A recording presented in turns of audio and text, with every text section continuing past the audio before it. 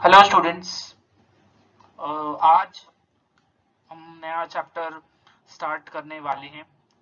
Name of the chapter molecular basis of inheritance. Okay, so ये पहला lecture होगा हमारा मॉलिक्यूलर बेसिस ऑफ इनहेरिटेंस का। लेक्चर में हम डिस्कस करने वाले हैं about the structure of DNA. Right, previous lecture में हमने डिस्कस किया है अबाउट द जेनेटिक्स। राइट, कहीं ना कहीं जेनेटिक्स के बारे में हमने डिस्कस करा हुआ है। सो आपको ये जरूर पता होगा कि जीन्स क्या होते हैं। राइट, इस चैप्टर की मैं बात करूं तो ये चैप्टर में हम डिस्कस करेंगे न्यूक्लिक एसिड का टाइप। राइट, दो टाइप के न्यूक्लिक एसिड होते हैं, एक है डीएनए और दूसरा है आरएनए।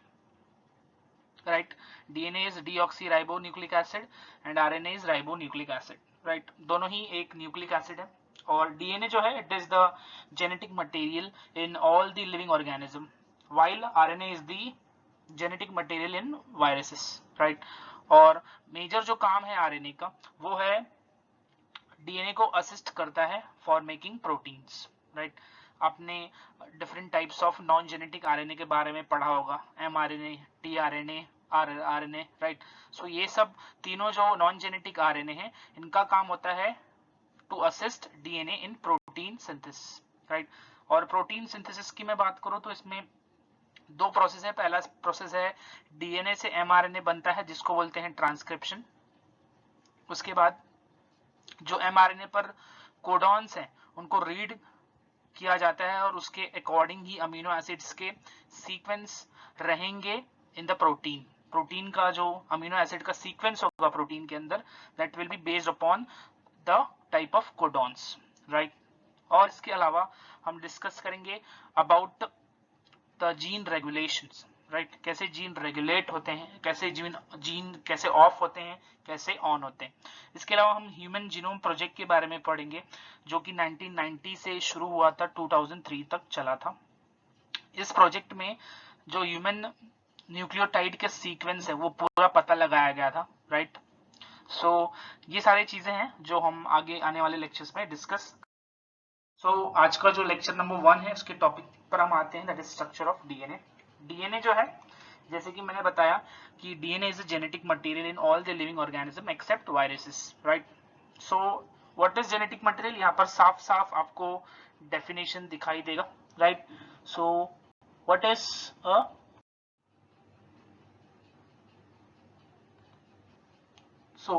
यहाँ पर आपको दिखाई देगा substance which controls the inheritance of traits. Right, ये कहीं ना कहीं जेनेटिक मटेरियल एक ऐसा सब्सटेंस है जो हमारे इनहेरिट जो ट्रेट्स हैं उनको कंट्रोल करता है and it is able to express its effects through the formation and functioning of the trait. Formation and functioning of the trait. Right, अब जेनेटिक मटेरियल जो है कहीं ना कहीं it should be present in every cell of the body. It should be able to precisely replicate itself. Right, DNA replication या फिर RNA replication, replication को हम डुप्लीकेशन भी बोल सकते हैं। Right, it should be able to occasionally develop inheritable changes. Right, mutation के बारे में हमने पढ़ा है। राइट, सो जेनेटिक मटेरियल में चेंजेस आएगा जिस वजह से क्या होगा, वेरिएशन दिखाई देगा। राइट, और it should be able to store information in coded form. Right, coded form in the sense codon जो है वो प्रेजेंट होंगे ATGC। राइट, ये सारी चीजें हम आगे डिस्कस करेंगे। Right, and it should be chemically and structurally stable. Right, और जो स्टेबिलिटी है ये बहुत इंपॉर्टेंट है in both the way, chemically as well as structurally, दोनों ही बहुत ही जरूरी है। सो ये कुछ प्रॉपर्टीज हैं जेनेटिक मटेरियल की। पहले तो genetic material is a substance which controls the inheritance of the traits and it is also able to express its effects through the formation and functioning. उसके बाद याद रखना है, it should be present in every cell of the body, it should precisely replicate, it should occasionally develop inheritable changes, stores information in coded form, and it should be chemically and structurally stable. Right, so ये introduction है genetic। अब genetic material जो है it is nothing but nucleic acid. Right, so nucleic acid के बारे में ही हम discuss कर रहे हैं। राइट, सो न्यूक्लिक एसिड ही जेनेटिक मटेरियल है। न्यूक्लिक एसिड दो टाइप है। राइट, मैंने अभी बताया हुआ है, आरएनए एंड डीएनए। अभी यहाँ पर ये बहुत इंपॉर्टेंट है, इसको याद रखना है। Nucleic acid was first isolated by Friedrich Miescher. Okay, scientist का नाम है Friedrich Miescher from pus cell. ठीक है, पस आप सभी को पता है, WBC इज अ पस, राइट. सो उसमें पस सेल से साइंटिस्ट फ्रेडरिच मिस्चर ने फर्स्ट टाइम न्यूक्लिक एसिड को आइसोलेट किया था और नाम दिया था न्यूक्लिन. बहुत इंपॉर्टेंट है ये line, right. Nucleic acid first isolated by Friedrich Miescher from pus cell, और उस टाइम उसको क्या नाम दिया था, न्यूक्लिन. ओके, नेक्स्ट याद रखना है न्यूक्लिक एसिड नाम किसने दिया था, it was given bye Altman because of acidic property. जो न्यूक्लिक एसिड की प्रॉपर्टी थी वो थी एसिडिक, जिस वजह से न्यूक्लिक एसिड नाम दिया था एल्टमैन ने. ठीक है, न्यूक्लिक एसिड के बारे में इतना याद रखना है. तीसरी पॉइंट है nucleic acid is the polymer of nucleotide. Polymer का मतलब होता है लॉन्ग चेन, राइट. सो याद रखना है कि जो न्यूक्लिक एसिड है it is made up of nucleotide, hence nucleic acid can also be known as polynucleotide, right. ये भी लाइन इंपॉर्टेंट है, याद रखना है न्यूक्लिक एसिड किससे बनता है, nucleotide, right. So nucleic acid is also called polynucleotide, right. आपने ऑलरेडी ये चैप्टर 11th क्लास में बायोमोलिक्यूल्स में डिस्कस किया हुआ है about different types of biomolecules जिसमें न्यूक्लिक एसिड है. अब DNA as a genetic material, right, या तो बोल सकते हो it is a type of nucleic acid. So DNA जो है it should be found in all the cells, all somatic cell, right. It should be found in all the cells, all somatic cells, right. Somatic cells मतलब हमारे body के सारे cells except gametes of a given species contain same amount of DNA. ऐसा क्यों है, because somatic cell they divide by mitosis, right. Mitosis जो है उस प्रोसेस से इनका डिवीजन होता है. It exhibits infinite variety, right. अभी हमने डिस्कस किया जेनेटिक मटेरियल की प्रॉपर्टीज में कि म्यूटेशन जो है एक प्रोसेस होता है जिससे देयर इज व्हाट वेरिएशन. सो यहाँ पर तीसरी प्रॉपर्टी क्या है, it exhibits infinite variety. It duplicates it's genetic information, right. जाहिर सी बात है एस फेज होता है सेल साइकिल का जहां पर डीएनए रेप्लिकेशन होता है, डीएनए डुप्लीकेशन होता है. तो जाहिर सी बात है जो उसके अंदर का इंफॉर्मेशन है, जेनेटिक इंफॉर्मेशन, वो भी क्या होगा, कॉपी होगा, रेप्लिकेट होगा, डुप्लीकेट होगा. DNA content is doubled before cell division, right. मैंने ऑलरेडी बता दिया कि एस फेज में क्या होता है, सेल के अंदर डीएनए का डुप्लीकेशन होता है. Gametes have half the amount of DNA, ये भी सही है, because they perform meiosis, right. They are formed by meiosis. तो याद रखना है somatic cells contain same amount of DNA. Gametes have half the amount of DNA, right. So this is DNA as genetic. आगे याद रखना है कि DNA is a long polymer of deoxyribonucleotides. अभी मैंने बताया कि न्यूक्लिक एसिड जो है किससे बन रहा है, न्यूक्लियोटाइड, राइट. न्यूक्लिक एसिड का एक टाइप है DNA, deoxyribonucleic acid, right. Deoxyribonucleic acid is a DNA. तो जाहिर सी बात है ये किससे बनेगा, डीऑक्सीराइबोन्यूक्लियोटाइड से, राइट ना, बिकॉज न्यूक्लिक एसिड किससे बन रहा है, न्यूक्लियोटाइड. सो डीऑक्सीराइबोन्यूक्लिक एसिड किससे बनेगा, deoxyribonucleotides. Length of DNA is usually defined as number of nucleotide or a pair of nucleotide. So याद रखना है कि किसी भी डीएनए का लेंथ जो है उसको हम कैसे डिफाइन करेंगे, एज नंबर ऑफ न्यूक्लियोटाइड या फिर पेयर ऑफ न्यूक्लियोटाइड. जब भी न्यूक्लियोटाइड पेयर में होंगे उनको हम बोलेंगे बेस पेयरिंग, राइट. जैसे ए और टी है, ए for adenine, T for thymine, तो ये हो गया एक बेस पेयर, है ना, बिकॉज इसमें एक पेयर है न्यूक्लियोटाइड का, राइट. यहाँ पर क्या दिया हुआ है, length of DNA is usually defined as number of nucleotides और a pair of nucleotide, right. तो यहाँ पर एक हो गया एडेनिन, दूसरा हो गया थाइमिन, तो ये एक पेयर है, तो ये एक पेयर को बोलेंगे हम एक base pair. So that is base pair. Length of DNA is characteristic of an organism, right. सभी ऑर्गेनिजम्स में जो लेंथ होता है डीएनए का वो अलग अलग होता है. इस वजह से जो लेंथ है डीएनए का ये एक कैरेक्टर है किसी भी ऑर्गेनिज्म का, राइट. यहाँ पर बैक्टीरियोफाज के बारे में बताया. What is bacteriophage, it is a virus which infects bacteria, right. Bacteriophage Sai X174, right. 5X174 has 5386 nucleotides. ये जो symbol it is 5 PHI. So this is a example of bacteriophage जिसके अंदर कितने न्यूक्लियोटाइड्स हैं 5 3 8 6 वैल्यूज याद रखनी है। और मैं बता दूं तो ये बैक्टीरियोफाज जो है 5X174 इसके अंदर डीएनए प्रेजेंट होता है, राइट। सो ये खास तरीके का वायरस है जिसके अंदर डीएनए होता है। मोस्टली वायरसेस में आरएनए होता है जैसे कि मैंने बताया था, बट ये एक ऐसा वायरस है जिसके अंदर डीएनए प्रेजेंट होता है। बिकॉज हम डिस्कस भी किसके बारे में कर रहे हैं, डीएनए, राइट। डीएनए का एज अ जेनेटिक मटेरियल के बारे में डिस्कस कर रहे हैं, तो जाहिर सी बात है कि इसका भी एग्जाम्पल इसीलिए दिया है बिकॉज हम डीएनए की बात कर रहे हैं। ई कोलाई, इशरीशिया कोलाई, इसके अंदर 4.6 into 10 to the power 6 base pairs हैं। बेस पेयर्स मतलब याद रखना है एक pair of nucleotide, one pair of nucleotide is known as base pair. So यहाँ पर 4.6 into 10 to the power 6 base pair, again value याद, राइट। नेक्स्ट थोड़ा आगे बढ़ते हैं DNA as a genetic material में। तो इसका जो करेक्ट स्ट्रक्चर है, डीएनए का जो करेक्ट स्ट्रक्चर है, it was given by James Watson and Francis Crick.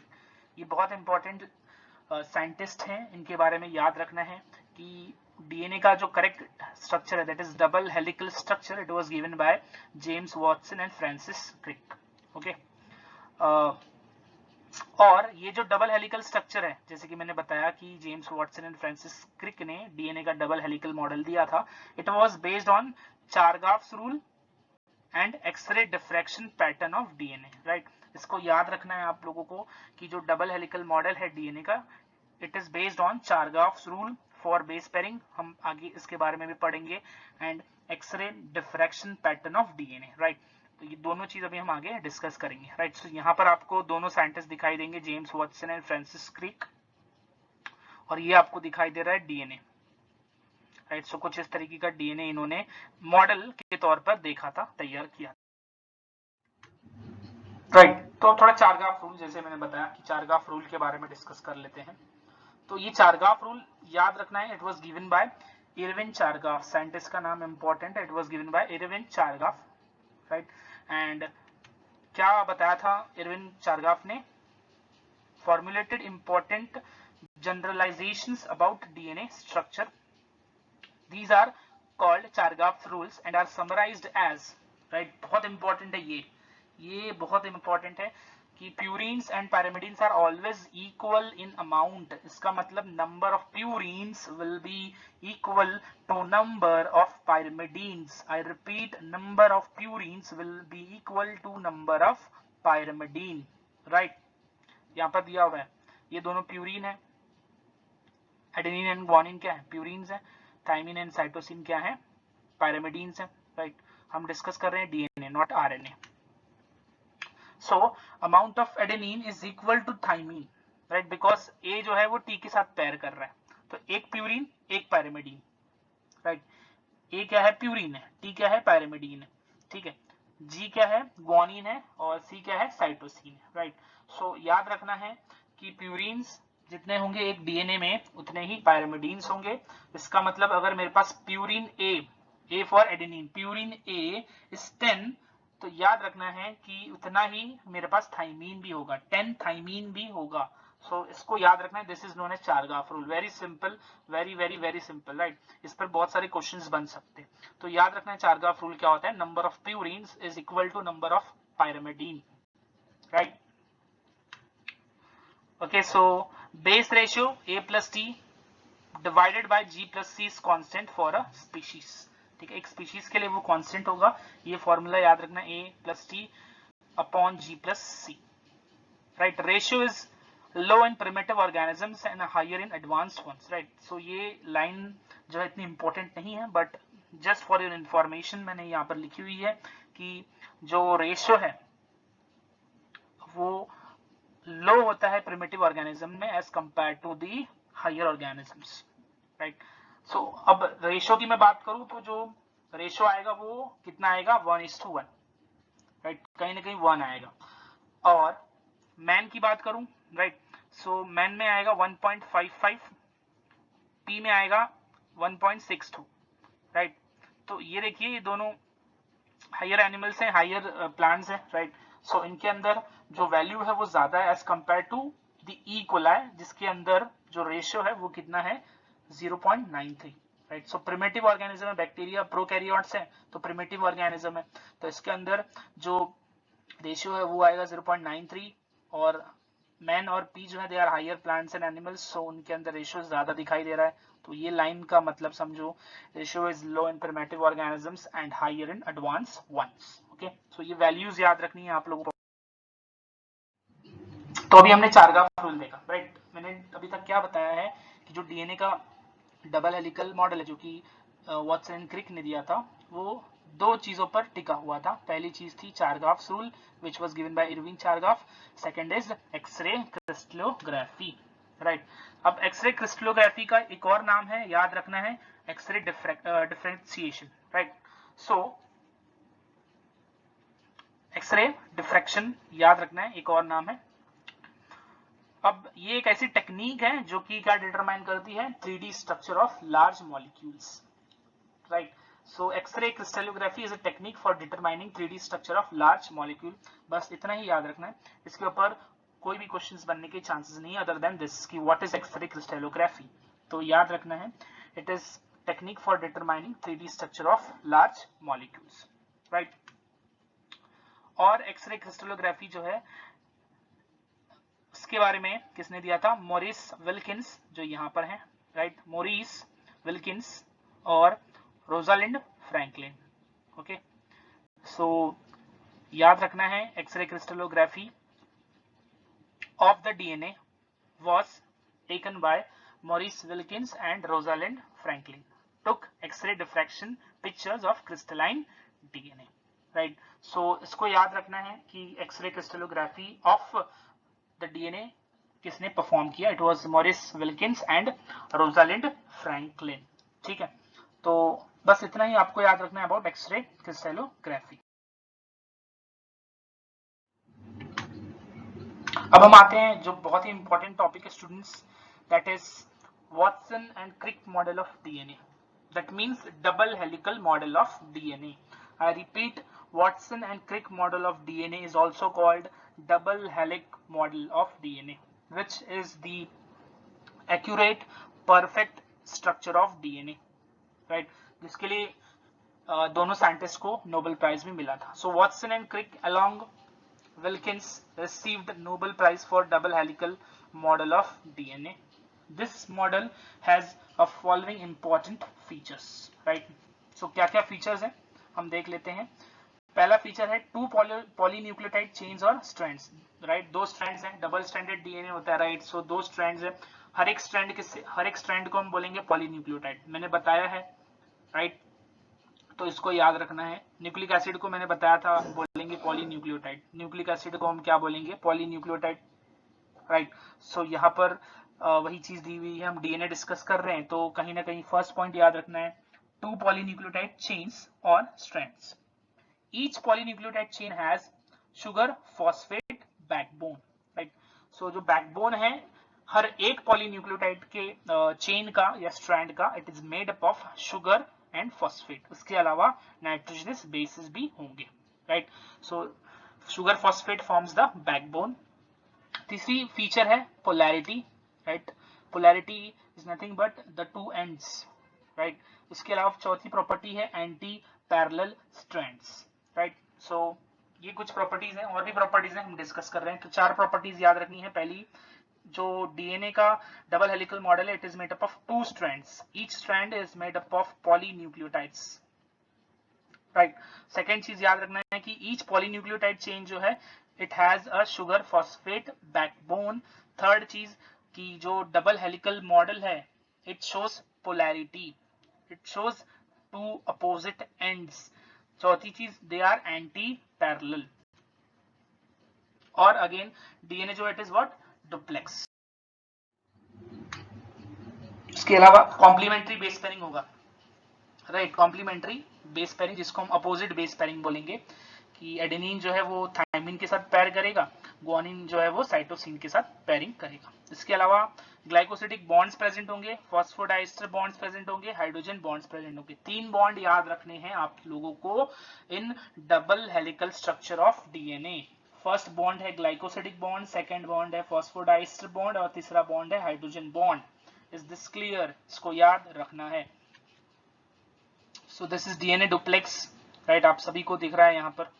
और ये जो है ये कहीं ना कहीं आपका क्या शो कर रहा है? Nucleotides, right. और ये हो गया इसका backbone of sugar and phosphate. अब फर्स्ट चीज क्या है? Polynucleotide chains, right. So DNA is formed of two long polynucleotide chains, जिसको हम बोलेंगे डीऑक्सीराइबोन्यूक्लियोटाइड्स. क्लियर रखना है इस चीज को कि डीएनए जो है that is deoxyribonucleic acid is formed of two long polynucleotide chains. और ये जो चेन्स हैं ये किसकी बनेंगी? डीऑक्सीराइबोन्यूक्लियोटाइड. क्योंकि हम कहीं ना कहीं पढ़ चुके हैं न्यूक्लिक एसिड किससे बन रहा है? Nucleotides. Each deoxyribonucleotide is formed by cross-linking of deoxyribo sugar, nitrogenous base and of course phosphoric acid. याद रखना है ये तीन कंपोनेंट हैं किसके? डीऑक्सीराइबोन्यूक्लियोटाइड. डीऑक्सीराइबोन्यूक्लियोटाइड के तीन कंपोनेंट है. पहला कंपोनेंट है deoxyribo sugar, nitrogenous base and phosphoric acid. याद रखना है फॉस्फोरिक एसिड प्रेजेंट होने की वजह से ही न्यूक्लिक एसिड का नेचर एसिडिक होता है. I repeat, phosphoric acid present होने की वजह से ही न्यूक्लिक एसिड का नेचर एसिडिक होता है, राइट. सो ये कहीं ना कहीं आपस में बॉन्डेड होंगे. क्रॉस लिंकिंग मतलब यहाँ पर याद रखना है they will be together held together with the help of bond, right. ये तीनों कंपोनेंट बहुत इंपॉर्टेंट है. all these three components are very important, right. all three component makes up the deoxyribonucleotide and deoxyribonucleotides when are arranged together there is a formation of DNA. देखो यहाँ पर ये दिख रहा है आपको फॉस्फेट ग्रुप या फिर इसको हम फॉस्फोरिक एसिड भी बोल देंगे. ये दिख रहा है आपको शुगर, राइट. इसके अलावा ये आपको दिखेगा नाइट्रोजनस बेस, और कौन सा नाइट्रोजनस बेस है? एडेनिन. तो ये तीनों जो है दैट मेक्स द डीऑक्सीराइबोन्यूक्लियोटाइड, ठीक है. और यहां पर आपको दिखाई देगा कि यहां पर एक OH एब्सेंट है, ऑक्सीजन एब्सेंट है, राइट. यहां पर एक ऑक्सीजन एब्सेंट है, राइट. सो इस वजह से ही इसको नाम है deoxyribose sugar.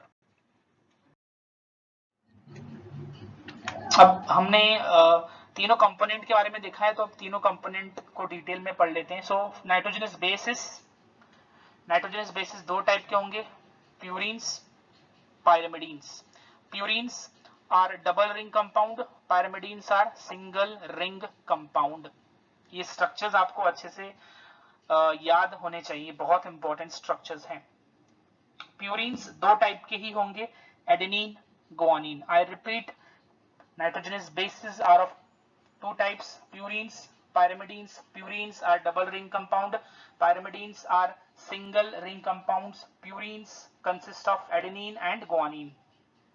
Pyrimidine consist of thymine, uracil, cytosine. Okay, so यहाँ पर ऑर्डर जो है वो याद रखना है. पायरिमिडीन्स में क्या क्या आएगा? Cytosine, uracil and thymine, right. और यूरासिल सभी को पता है कि uracil is found in RNA and thymine is found in DNA. उनका जो सिंबल है ये याद रखना है. एडेनिन जो है उसको डिनोट करेंगे बाय कैपिटल ए, गुआनिन को डिनोट करेंगे बाय कैपिटल जी, साइटोसिन को डिनोट करेंगे एज कैपिटल सी, यूरासिल को डिनोट करेंगे as capital U and thymine को डिनोट करेंगे as capital T. Is this clear? इसको अच्छे से याद रखना. Next is backbone, right. Backbone of DNA strands. अब बैकबोन जो है मैंने जस्ट बताया है कि बैकबोन किससे बन रहा है आपका? Sugar and phosphate group, right. So यहाँ पर शुगर का नाम याद रखना है डीऑक्सीराइबो शुगर. सेकंड जो कार्बन होगा इस शुगर का उस पर एक ऑक्सीजन एब्सेंट होगा, राइट. सो बैकबोन के बारे में डिस्कस करें तो बैकबोन किससे बन रहा है? Deoxyribo sugar and phosphoric acid, right. They form the backbone of DNA and nitrogenous bases lie at a right angle to it, right, अभी आपको डायग्राम में यहाँ पर दिखाई देगा, राइट। सो यहाँ पर देखो, यहाँ पर ये हो गया अपना sugar, this is your sugar, right. ये जो ऑरेंज कलर का स्ट्रक्चर है दैट इज योर शुगर। ये क्या दिख रहा है आपको, टी दिख रहा है, T means thymine, right. So ये एक नाइट्रोजन बेस, और यहाँ पर देखो, राइट, यहाँ पर क्या अटैच है, phosphoric acid, that is on carbon number 5। ये 5th कार्बन दिख रहा है, 5th कार्बन पे क्या अटैच है, फॉस्फरिक एसिड। ये है फर्स्ट कार्बन पे क्या अटैच है, नाइट्रोजनस बेस, राइट। सो यहाँ पर आपको शुगर फॉस्फेट बैकबोन दिखाई देगा in the DNA strand, right. इस डायग्राम को हम और डिटेल में अभी आगे देखने वाले, राइट। अभी आगे बढ़ते हैं, पोलैरिटी, राइट। पोलैरिटी जो है इसका मतलब जस्ट मैंने बताया direction, right. Polynucleotide chains show direction, याद रखना है कि देखो जो डीएनए है वो 2 पॉलीन्यूक्लियोटाइड चेन से बना है या स्ट्रैंड से बना है, जो भी कह लो, राइट। तो हर एक जो स्ट्रैंड है उसमें क्या दिखाई देगा, पोलैरिटी, राइट। मैच स्टिक देखा है आपने, एक तरफ जो मसाला होता है, एक तरफ कुछ नहीं होता है, तो यहाँ पर पोलैरिटी है कि एक तरफ जो है मसाला है, तो दैट मीन्स वहां से हम इंडिकेट कर सकते हैं कि वहां से बर्न होगा, सो दैट इज पोलैरिटी, कि एक तरफ in case of match stick हम देख रहे हैं कि एक तरफ मसाला है और एक तरफ कुछ भी नहीं है, right. So that is polarity. One end of each DNA strand has a free phosphate moiety. Moiety means molecule at 5' end of sugar, which is called 5' end of DNA strand. Right. So आपको मैंने बताया अभी कि sugar जो है उसके 5th carbon पे phosphate group है, राइट। अगर जो वो फ्री है इसका मतलब कि किसी के साथ बॉन्डिंग नहीं कर रहा है, और जब वो बॉन्डिंग नहीं कर रहा है तो उस एंड को हम क्या बोलेंगे, 5' क्यों बोलेंगे, बिकॉज फॉस्फेट कौन से कार्बन पे प्रेजेंट है, शुगर के 5th कार्बन पे, राइट। देखेंगे अभी हम डायग्राम में भी, okay. The other end of the strand that is sugar has a free OH, free 3' OH group which is termed as 3' end. तो पोलैरिटी याद रखना है, एक शुगर होगा जिस पर 3rd कार्बन पर OH होगा, तो वो भी अगेन फ्री होगा, तो इसीलिए उसको हम बोलेंगे 3' एंड, राइट। सो यहाँ पर आपको दिखेगा 5' एंड, राइट। सो ये देखो ऐसे करके जा रहा है, right, this makes your 3' and. फिर यहां से देख लो,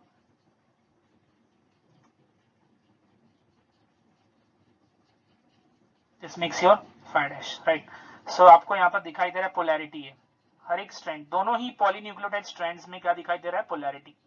एक 5' to 3' की पोलैरिटी है, दूसरी 3' to 5'। ये एक डीएनए डुप्लेक्स है, और ये है अपना ऐसा डीएनए जो कि डुप्लेक्स नहीं है, राइट। सो यहाँ पर डबल हेलिकल है, यहाँ पर डबल स्ट्रैंडेड है।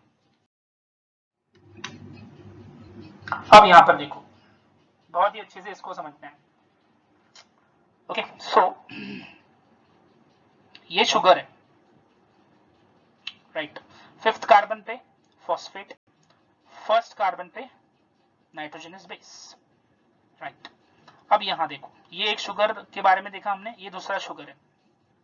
इस शुगर के अगेन 1st कार्बन पे नाइट्रोजनस बेस, 5th कार्बन पे, ये 5th कार्बन है CH2 वाला, उस पे फॉस्फेट है, राइट।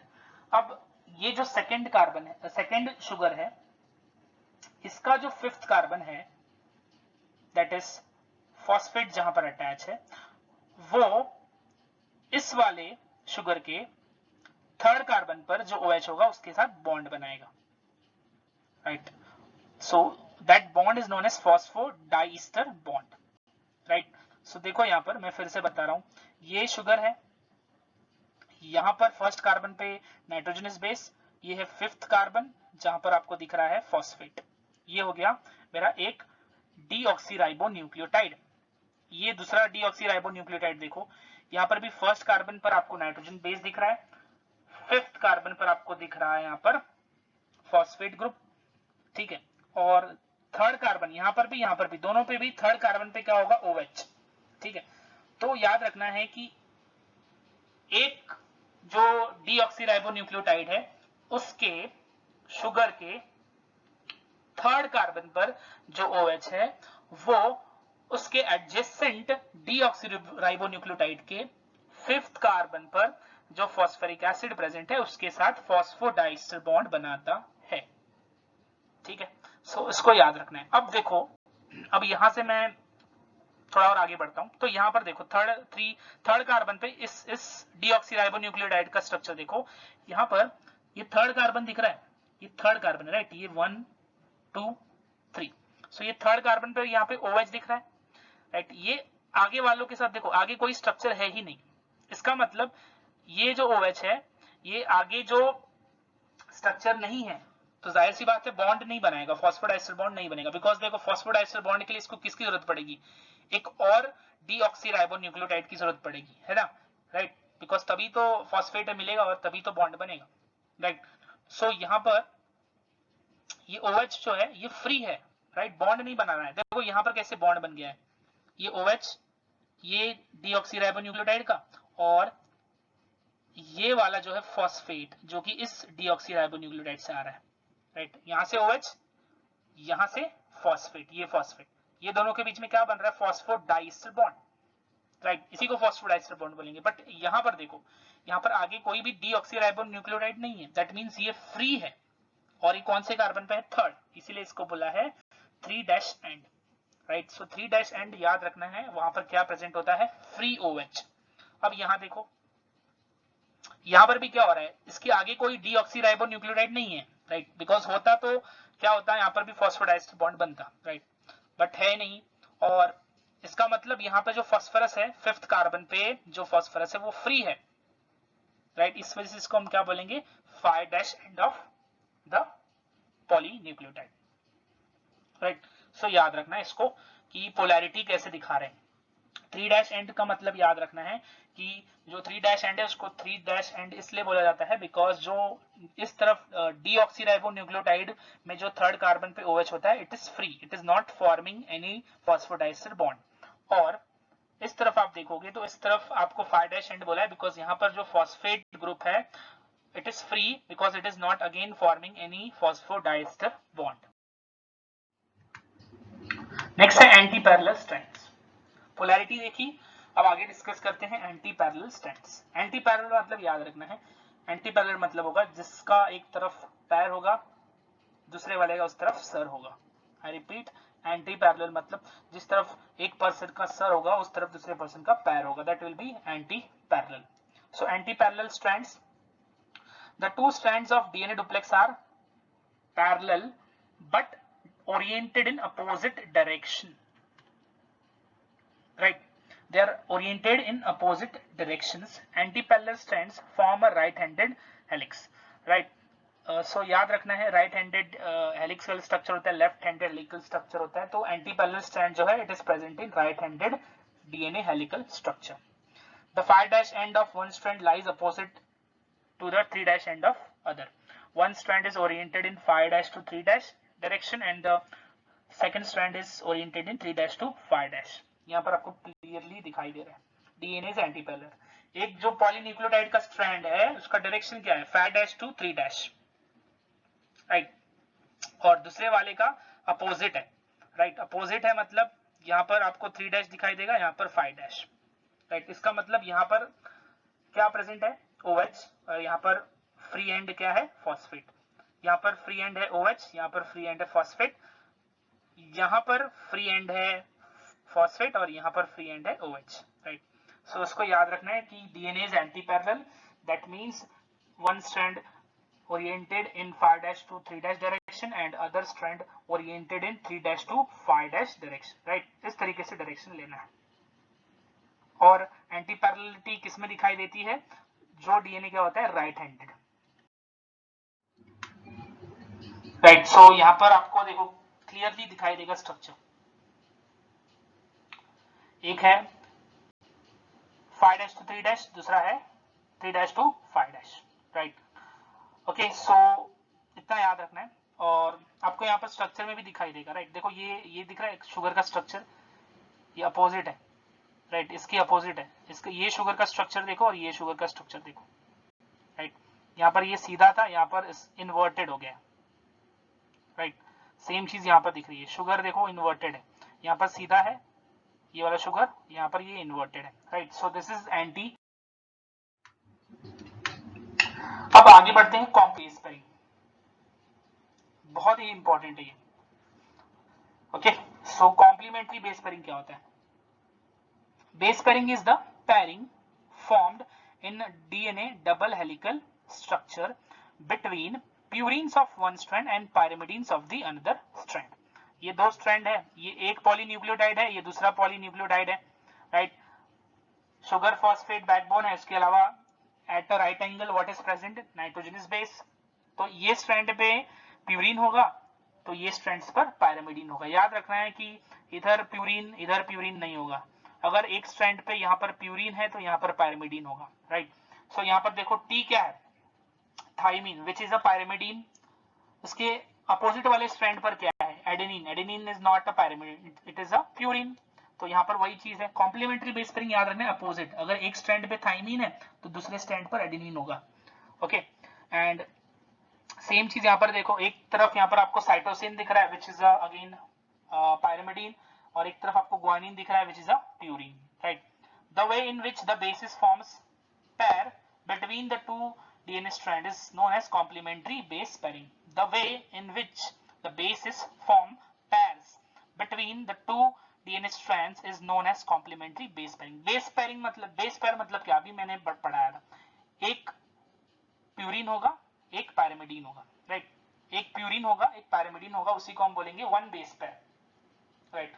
सो याद रखना है base pair, complementary base pairing. Base pairing में क्या हो जाएगा पता है? यहाँ पर हाइड्रोजन बॉन्ड्स बन जाएंगे। बेसिक डिफरेंस इतना याद रखना है कि what is base pair and what is complementary base pairing. Pairing हो रहा है मतलब उनके बीच में हाइड्रोजन बॉन्ड भी प्रेजेंट होगा।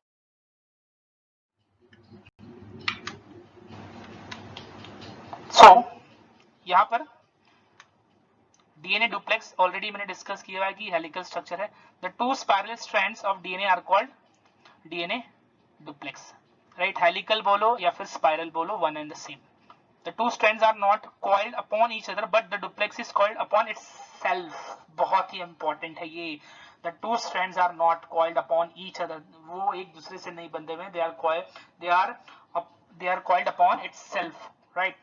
Coiling is plectonemic. Okay, what is coiling? Plectonemic. That is, two strands cannot be separated without completely unwinding them, right? दोनों strand को हम तब तक अलग नहीं कर सकते जब तक उनकी अनवाइंडिंग ना हो। अनवाइंडिंग मतलब उनको स्ट्रेट ना कर दें, राइट।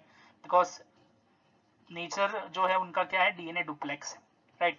सो याद रखना है डीएनए डुप्लेक्स का मतलब क्या होता है कि जो दोनों स्ट्रैंड्स है they are coiled around each other, right, not coiled around each other. याद रखना है, ये लाइन में जानबूझ के बोल रहा हूँ but it is not correct, right? They are coiled upon each other itself, right? वो they are coiled upon itself, right? And इस टाइप की कॉलिंग को हम बोलेंगे प्लेक्टोनेमिक।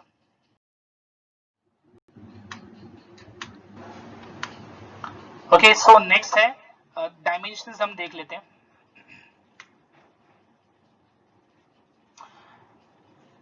डायमीटर याद रखना है कितना होता है? 20 एंगस्ट्रॉम, राइट।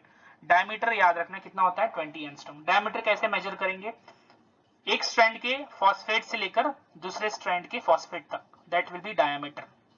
इस स्ट्रैंड के फॉस्फेट से लेकर इस स्ट्रैंड के फॉस्फेट तक, that will be your diameter. Diameter कितना होगा? 20 angstrom, right, which is equal to 2 nanometres, right. मैंने यहाँ पर वैल्यू भी दी हुई है, 1 nanometre is equal to 10 angstroms. One turn of a spiral has a distance of 34 angstrom, right. देखो अब यहाँ पर ये एक स्पाइरल टर्न जो है, राइट, ये स्पाइरल टर्न का जो लेंथ होगा वो कितना होगा? 3.4 नैनोमीटर्स और 34 एंगस्ट्रॉम्स, राइट। फिर से बता रहा हूं, यहाँ पर ये स्पाइरल आपको शेप दिखाई दे रहा है, तो ये एक स्पाइरल जो शेप है इसका लेंथ होगा 34 angstrom, which will be equal to 3.4 nanometres. और याद रखना है कि इस एक स्पाइरल टर्न में कितने न्यूक्लियोटाइड्स होंगे? 10। कितने न्यूक्लियोटाइड्स होंगे? 10। And the distance between to nucleotides, right, ये जो दो न्यूक्लियोटाइड के बीच का डिस्टेंस है वो कितना होगा 3.4 एंगस्ट्रॉम और 0.34 नैनोमीटर्स। डायमेंशंस याद रखना है स्टूडेंट्स। वन स्पाइरल टर्न का लेंथ होता है 3.4 नैनोमीटर और 34 angstrom. distance between two nucleotide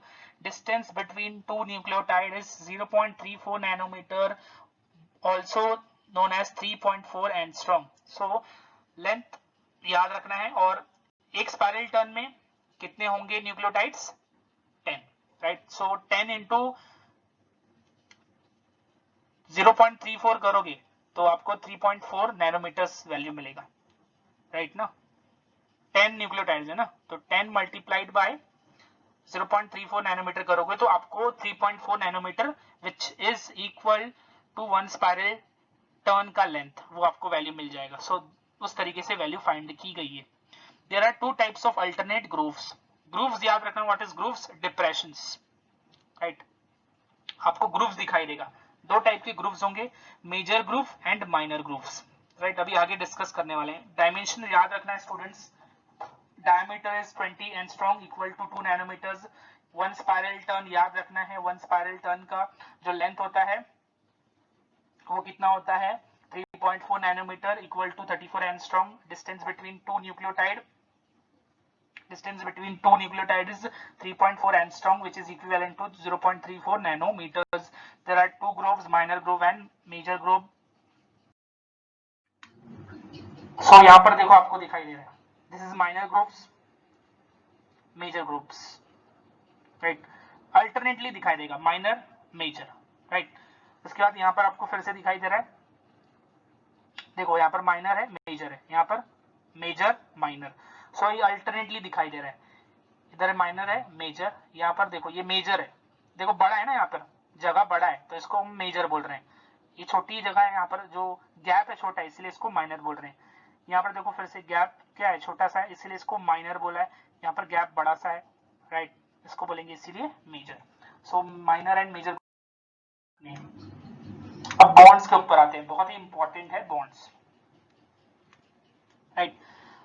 तीन बॉन्ड्स है मैंने बताया है, glycosidic bond, phosphodiester bond and hydrogen bond. Clearly इसको समझना है। Nitrogen bases are attached to carbon number 1 of deoxyribose sugar through glycosidic bond, इतना मैंने ऑलरेडी बता दिया है, राइट। यहाँ पर आपको स्ट्रक्चर में भी दिखाई दे रहा है, ये फर्स्ट कार्बन है, इस पर अटैच है नाइट्रोजन बेस। कौन सा बॉन्ड है, एन ग्लाइकोसिडिक बॉन्ड, एन मतलब नाइट्रोजनस ग्लाइकोसिडिक बॉन्ड, ओके। अब the bond between two adjacent nucleotides of two adjacent sugar molecules at 3' and 5' position with phosphate group is called phosphodiester bond, okay। Diagram में, right. अब देखो इधर, ये एक sugar है, इस शुगर पर थर्ड कार्बन पर OH है, राइट। ये फिफ्थ कार्बन है, फिफ्थ कार्बन पर ये साफ साफ फॉस्फोरिक एसिड दिखाई दे रहा है। फर्स्ट कार्बन है, फर्स्ट कार्बन पर क्या दिख रहा है, नाइट्रोजन बेस, राइट। ये कंप्लीट स्ट्रक्चर किसका है, डीऑक्सीराइबोन्यूक्लियोटाइड, जिसमें डीऑक्सीराइबोस शुगर है, फॉस्फोरिक एसिड है, नाइट्रोजन बेस है। अब आगे इधर देखो, ये भी एक डीऑक्सीराइबोन्यूक्लियोटाइड है, राइट। थर्ड कार्बन पे OH, फिफ्थ कार्बन पे phosphoric acid end of course first carbon पर नाइट्रोजन बेस, राइट। सो यहाँ पर बॉन्ड देखो कैसे बन रहा है, राइट। अब यहाँ पर ये OH, ये OH, राइट। यहाँ पर क्या होने वाला है, कंडेंसेशन, तो वाटर मॉलिक्यूल निकल जाएगा और इनके बीच में क्या बनेगा, एक फॉस्फोडाइस्टर बॉन्ड। यहाँ पर देखो O आपको दिख रहा होगा, राइट। ये O बच गया बिकॉज H, ये H निकले तो H2 हो गया और एक ऑक्सीजन निकला है, राइट। सो ये हो गया आपका एक फॉस्फोडाइस्टर बॉन्ड, बहुत ही सिंपल है, राइट। सो यहाँ पर H2 निकाल दिया, तो ये याद रखना है। अब यहाँ से आपको समझ में आ गया होगा कि एक जो स्ट्रैंड है डीएनए का, उसमें nucleotides, precisely deoxyribonucleotides, they are attached to each other by phosphodiester bond. Is this clear, इसको याद रखना है, राइट। और जो शुगर है उसके फर्स्ट कार्बन से कौन अटैच होता है हमेशा, nitrogen base, by which bond, N glycosidic bond और ग्लाइकोसिडिक बॉन्ड, राइट। थोड़ा और मैं इसको क्लेरिफाई कर देता हूं, not this phosphodiester bond, polarity. अब यहां पर देखो पोलैरिटी को मैं एक बार और क्लेरिफाई कर रहा हूं। थर्ड कार्बन पे OH है, राइट, यहां पर ये आगे बॉन्ड नहीं बना रहा है और थर्ड कार्बन पे OH फ्री है, इसलिए 3' एंड बोल दिया इसको। और यहाँ पर फिफ्थ कार्बन पे फॉस्फोरिक एसिड है, अगेन ये भी फ्री है, it is not forming a bond, right. So कहीं ना कहीं इसीलिए 5' 3' 3' 5' पोलैरिटी याद रखनी है, राइट। फॉस्फोडाइस्टर बॉन्ड याद रखना है, it is form between 3' third carbon of one deoxyribonucleotide and fifth carbon of another deoxyribonucleotide. Phosphodiester bond is formed between one deoxyribonucleotide का third carbon sugar and the adjacent deoxyribonucleotide का fifth carbon का phosphoric acid, right, जिसमें क्या remove होता है H2O। यहाँ पर आपको साफ साफ दिखाई दे रहा है, राइट। यहाँ से क्या हुआ है OH और ये OH, राइट, इनके बीच में कंडेंसेशन हुआ है, तो यहाँ पर से H2O निकला है और एक ऑक्सीजन जो है उसके साथ इसका और इसका कनेक्शन हुआ है, ये दोनों deoxyribonucleotides. Okay, hydrogen bonds. Okay, now hydrogen bonds का काम क्या है याद रखना है, ये दोनों स्ट्रैंड्स को क्या करके रखते हैं, होल्ड करके रखते हैं, साथ में रखते हैं, right. So the two strands of DNA are held together by hydrogen bonds between their bases. Base nitrogenous bases के बीच में हाइड्रोजन बॉन्ड होता है। Two hydrogen bonds occur between adenine and thymine. 3 hydrogen bonds are present between guanine and cytosine, right? So इसको याद रखना है कि A और T जो है इसके बीच में 2 हाइड्रोजन बॉन्ड होता है एंड G C के बीच में 3 हाइड्रोजन बॉन्ड होता है। तो ज्यादा स्ट्रॉन्ग बॉन्डिंग किसकी है, G एंड C की, याद रखना है, ये भी बहुत इंपॉर्टेंट है। A एंड T के बीच में 2 hydrogen bond, G and C के बीच में 3 हाइड्रोजन बॉन्ड। G और C की जो बॉन्डिंग है वो ज्यादा स्ट्रॉन्ग है than A and T, right. So यहाँ पर देख लो आप, A और T 2 हाइड्रोजन बॉन्ड यहाँ पर दिख रहे हैं, G और C 3 hydrogen bonds, again TA 2 hydrogen bonds, right. So याद रखना है, एक तरफ यहाँ पर आपको दिखाई दे रहा है प्यूरिन, दूसरी तरफ क्या दिखाई दे रहा है, पैरामिडीन। इस तरफ क्या दिखाई दे रहा है, अगेन प्यूरिन, इस तरफ क्या दिखाई दे रहा है, पैरामिडीन, राइट। सो आप काउंट करो कितने प्यूरिन हैं। A एक प्यूरिन है, G एक प्यूरिन है, फिर से A एक प्यूरिन है और G एक प्यूरिन है, तो 4 प्यूरिन हैं। पैरामिडीन भी कितने हैं, 4, T C, राइट। सो ये जब ये दो स्ट्रैंड्स को हम देख रहे हैं तो यहाँ पर हमको साफ साफ दिख रहा है number of purines are equal to number of pyrimidines, this will prove your Chargaff's rule, right. So 3 bond याद रखना है, glycosidic bond which is present between the sugar molecule and nitrogen base. याद रखना है कि एक स्ट्रैंड पर जो न्यूक्लियोटाइड्स हैं they are connected to each other by phosphodiester bond, right. और तीसरा बॉन्ड है हाइड्रोजन बॉन्ड, जो कि प्रेजेंट होगा 2 स्ट्रैंड्स को कनेक्ट करने के लिए, जो 2 स्ट्रैंड्स है they are held together by hydrogen. Okay, so उम्मीद कर रहा हूं कि टॉपिक आपको क्रिस्टल क्लियर होगा। बहुत ही इंपॉर्टेंट चैप्टर है, बहुत ही इंपॉर्टेंट टॉपिक है, अच्छे से इस चैप्टर को पढ़ना है और अच्छे से इसको लर्न कर रखना है। सारे डायमेंशंस भी इंपॉर्टेंट है स्टूडेंट्स, डायमेंशंस, साइंटिस्ट के नाम इंपॉर्टेंट है, बॉन्ड्स बहुत ज्यादा इंपॉर्टेंट है। Okay, so thank you for watching and we'll meet in the next session.